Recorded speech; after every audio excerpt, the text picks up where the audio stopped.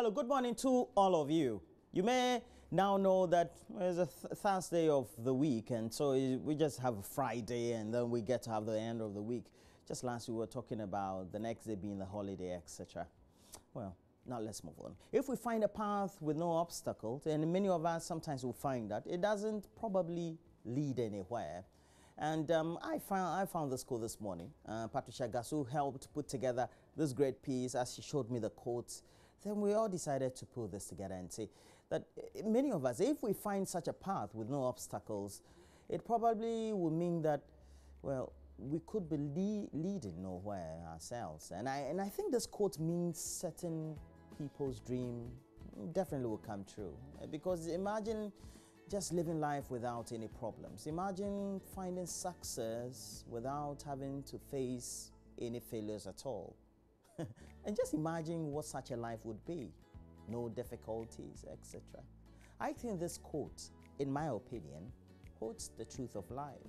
Of course, not having to run into mistakes would be a dream come true for many of us, as well as for me. But at the same time, I think it will also be my own dreadful loss. Obstacles, failures, mistakes, every single challenge we all encounter happens for a reason. A path without obstacles probably doesn't lead somewhere because there's probably nowhere to lead to. Paths or all the ways that we find in life are made up of mistakes, challenges, and the destination is the ultimate culmination, is the ultimate result, the golden lessons that we learn from mistakes. Just how these people failed, for example, I also failed. You know, you talk about the founder of Microsoft, Bill Gates, and all that. They may be rich, and Steve Jobs, but they found some failures along the line, even though they could be the best of successful people. I failed as I'm growing up right now. I failed in many things, and I still fail all the time. And I probably will continue to fail many times more. And to tell you the truth, without failure, I would have absolutely have no idea at all where I would have ended up. But one thing I can say is this, that honestly, it will certainly be a bad place if we just kept on a certain road going without having no obstacles, no challenges. So when you have these challenges on your way, know that they come for a reason. The challenges are there to make sure they straighten you up. The challenges come your way to make you a better person. So please don't worry. You may be as old and keep facing challenges either in your marriage, in your education, in your work, in your community, in your endeavor.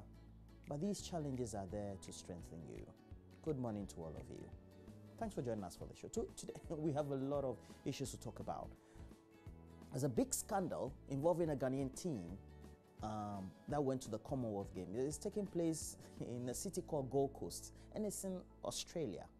And apparently, our Ghana Olympic Committee officials decided to process about 65 people who are supposed to be press people or journalists, etc., to cover the event. And apparently, they really weren't journalists. I mean, many of them largely, about 90%. They were returned right from the Gold Coast airport or the Australian airport back to Ghana.